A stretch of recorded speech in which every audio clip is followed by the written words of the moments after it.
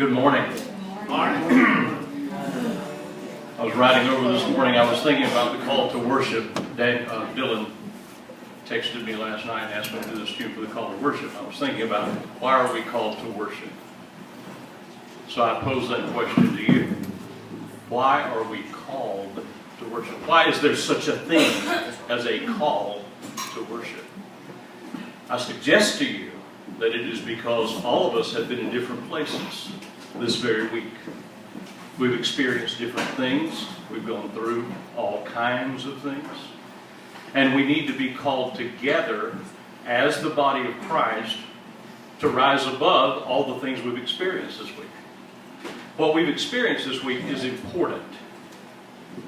But there is something more important. And that is the wonder of the God we worship.